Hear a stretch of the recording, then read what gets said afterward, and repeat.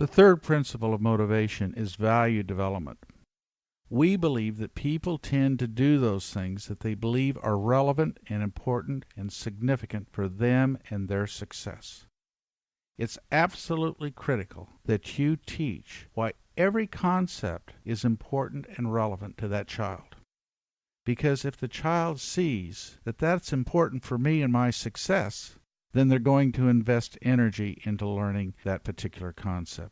So it's absolutely critical that you teach why it's important to learn to add or subtract, or learn to spell, or write, or read.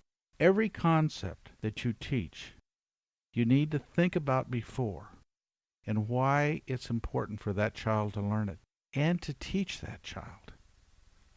We believe values are the guidance system of behavior, and it's important that you teach values, that you teach a child to be loving, to be kind, not to do those things that he knows are wrong, that violates himself, other people, or destroys property.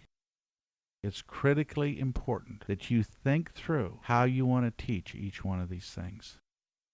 Values are the guidance system of behavior. And a principle of motivation is people tend to do those things that they believe are relevant and important for them and their success.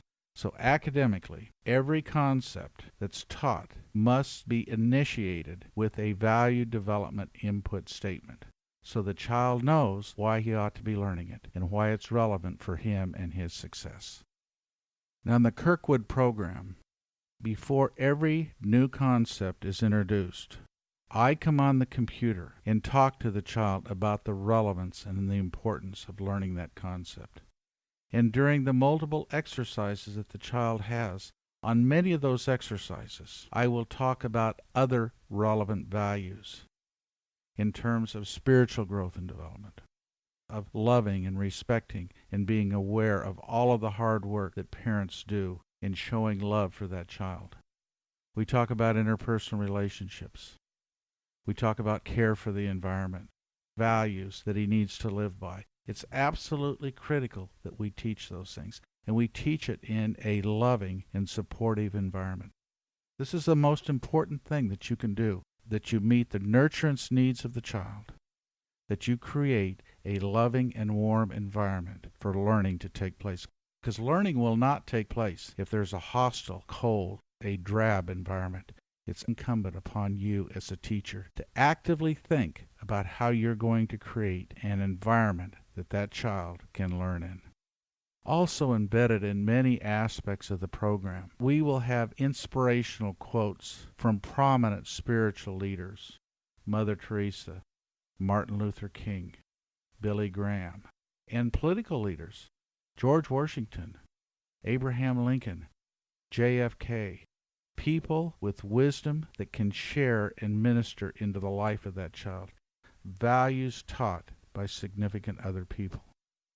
A lot of times values are taught after the fact, after the child has done something wrong within a particular situation. And that's good and necessary. But as a teacher, I want you to think through how you're going to teach values, when you're going to teach it, and have a systematic scope and sequence of the values that you want to teach. The most important job that you have is to meet the needs of each child. First spiritually, second socially, emotionally, and third academically. So you can prepare and help to lay a foundation that will enable the child to develop the skills necessary for success in this world, and also the character qualities that will enable that child to be an instrument of the Lord, doing good, making this world a better place.